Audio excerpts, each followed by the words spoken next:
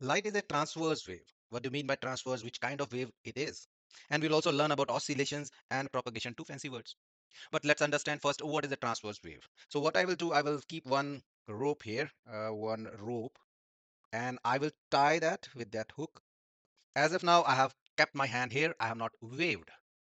Now what will happen after some time?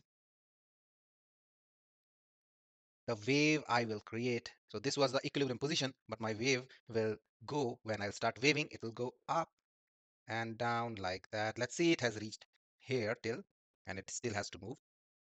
Okay. So this is the wave I have generated. This is a transverse wave. How to know that this is a transverse wave? So see, if we have any point, like if I mark this point, okay, if I mark this point on the rope and I observe how they are moving, are they going forward or moving vertically? Right. So this point is reached here. See, it is here. At this point is at the bottommost. This point is at here, crest. Right. So all particles, because this is a still picture, remember, this is not animation, but if you see a video, this particle will go up and down. We have seen that in ropes. And what is the direction of the wave? It is going towards the right. We will call that direction of propagation. Propagation. It's a long word. Propagation of wave is this arrow is showing that the wave is traveling this way, but see the particles, they are oscillating here. What is the angle between the oscillations? This particle go up and down. If you see, this is the path they are taking, every particle, right? This will also go down and up then, and this particle will also go up and down. So they have 90-degree between the direction of propagation of wave. If I say this is x-axis, so my particles of these ropes are oscillating in y-axis. That's why they are at 90-degree. And such waves are called transverse waves. Even the still water, if you put a stone here, it will create waves like this. That is also a transverse wave. Because a particle of water, if you observe, they are just going up and down. And remember, light is that kind of wave. Light is a transverse wave. Okay, we understood light is a transverse wave, but in water and rope, it is very easy to understand. The particles we can see. But what is oscillating in case of light? So in case of light, electric fields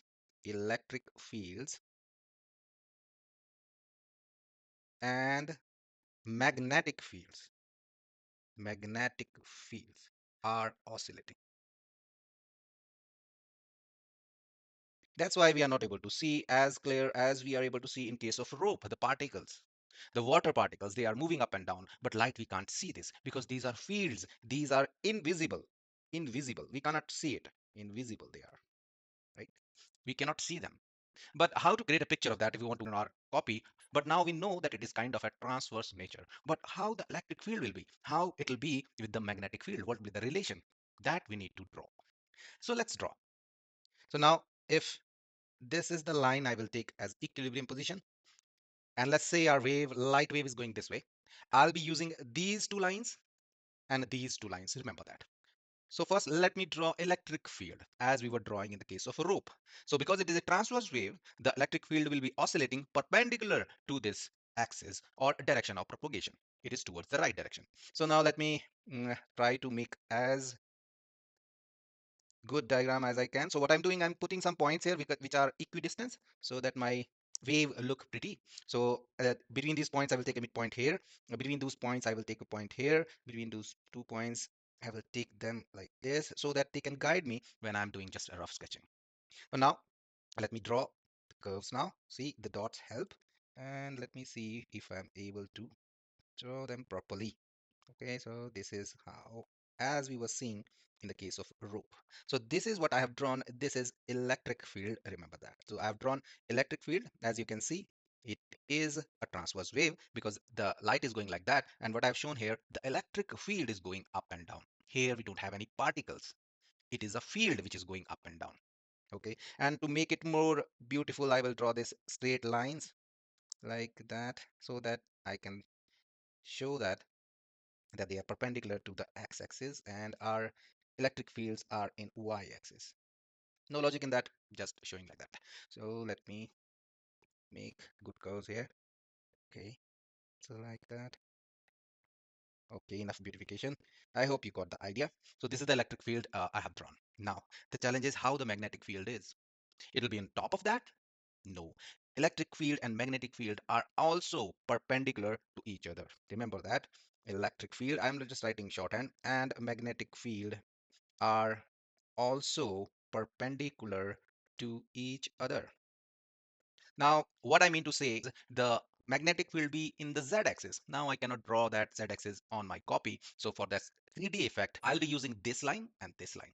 And to show the 3D effect, I will not draw proper straight curves like that, a proper straight wave like that. I will just bend it a little in this side, yeah, and bend a little like this, and then do like that, and do like that. There is no logic I can explain why I'm doing like that, but now you can see the figure is looking somewhat three-dimensional. So I can rub this part. So wait a second. Yeah, I can rub this part because this will be behind. Here the electric field will be behind magnetic field. We cannot see that. And here the magnetic field will be behind the electric field so that we can have a 3D feeling. Now I've drawn these lines. I will again draw here for the magnetic field also, but the line will be slanted like that. So now you'll be able to see, yeah, it is looking like three-dimensional, right? So this is the trick. If you remember this diagram, you understand the light as a electromagnetic wave. Why? Electric fields are there, magnetic fields are there, and we call such waves as electromagnetic wave. They are transverse in nature. So this is what I have drawn is magnetic field. So seeing this picture, we can say the light consists of two components, say, and one is electric field, which is oscillating perpendicular to the direction of propagation, and magnetic field, which is also oscillating perpendicular to the direction of propagation of wave. And if you see what is the relation between these two, they are also perpendicular to each other, and that's how the mental model of light we have. And one last thing, the electric field and magnetic fields are in phase.